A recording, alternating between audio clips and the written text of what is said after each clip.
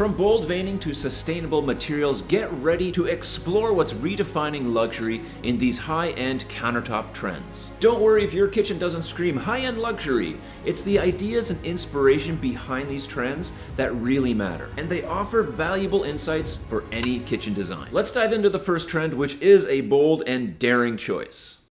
Matching your cabinets to your countertop material. Literally taking your countertop material and cladding your cabinets with it. This can be done with a variety of different materials, and it sounds kind of out there for many people, but it is a luxury high-end trend that we are starting to see. I think this could be very difficult to get right, so I do encourage you to work with an interior designer to figure out the best approach for this for your kitchen. So if you're ready to express your creativity in an exciting new way, this could be your moment. This next trend can easily be achieved even on a budget. Using different thicknesses with your countertop material can really add some interesting contrast to the overall design. Picture an island with a nice thick countertop surface and then a bank of cabinets with a nice ultra-thin compact surface. You can do this on a budget by using mitered edges for the parts of your countertop that you want thicker, which not only cuts down the cost but also the weight. And even if you're using a laminated surface, this is easy to accomplish. And to take this trend another step further, think about adding edge details to your countertop that complement other aspects of your room. Let's say you have a designer hood that has a walnut or a brass band around the edge of it, something that's very common these days. Why not accent that with a matching band around your countertop edge? It's a subtle yet powerful way to tie the room together and add some uniqueness to your design. I'm often asked whether or not a polished surface or a honed surface is better. The answer really does depend. But what if you want both? Well, this next trend goes even a step further than that by using rough countertop material as part of the design. Literally, using rough, unfabricated stone brings a ton of texture into your kitchen design. And while you may not want this for your prep and serving areas, using it on the back of an island, a backsplash wall, or some other vertical accent part of your kitchen can be an amazing touch. Now, this next trend has been around for a long time, and I get asked about it a lot. Is it okay if I mix two different countertop colors in my kitchen design?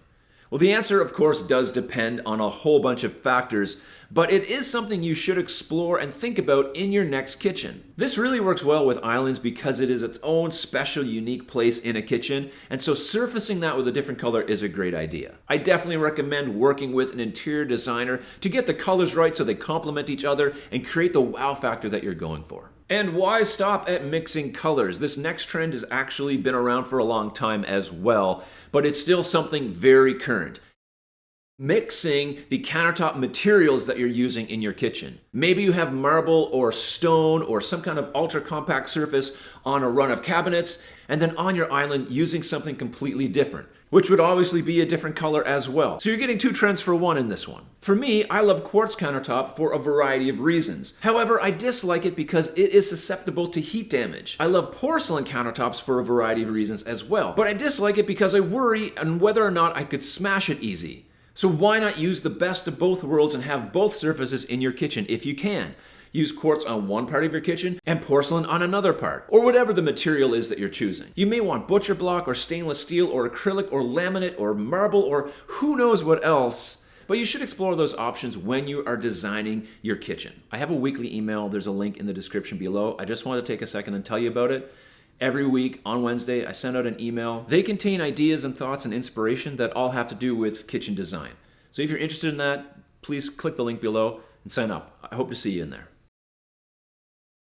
This next trend is a bold choice. Literally, it's bold veining marble or look-alike marble countertops. This is not only trending for countertop surfaces, but also for backsplashes where it gives a big visual impact. And while this look was once reserved for a more high-end market, it is now certainly attainable on a budget with other more affordable surfaces like quartz or even laminate. So if you want to make a statement in your kitchen, this is definitely one way to do it. The cool thing is that all these trends can be combined. Maybe you want to clad your cabinets with a bold veining marble, and then you also want to have a different color and material on an island, and you want to add some banding around the edge of that and introduce different thicknesses. You can see how easily you can begin to create your own visual experience in the kitchen that is unique from anybody else's. Now this next countertop trend I'm not a fan of personally, but it is a growing trend because of the rise of these handmade Zilige tiles. I don't even know if I'm saying that right. But these handmade tiles are all unique and offer some really nice texture and look into your kitchen. I'm not a super fan of grout on a countertop surface,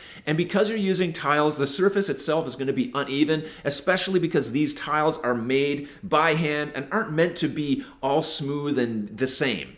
They're meant to look different from one another in some way, shape, or form, and so for that reason, I'm not a huge fan of them on a countertop surface, but definitely on a backsplash or other part of your kitchen where you may want to use them. However, if you're using tiles for your countertop surfaces, do make sure that you seal the grout, and I recommend having a very small grout line. The next trend was intended for those of you who are using concrete as a countertop surface, which in and of itself is a growing trend, but it can be achieved with any countertop material.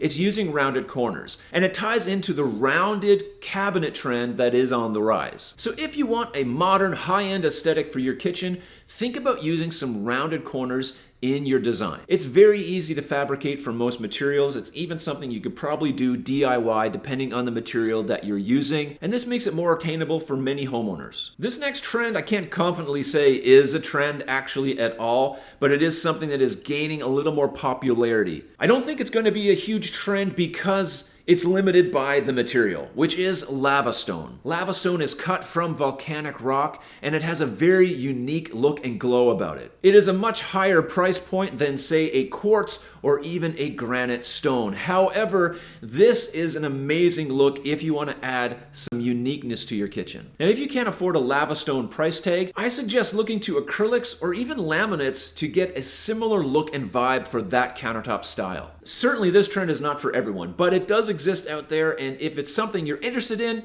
you might as well go look and explore that option. If you want to learn how to design a super functional kitchen, check out this video. It's a step-by-step process that you can follow so that you can have the most functional working kitchen possible. See you on the next one. Bye-bye.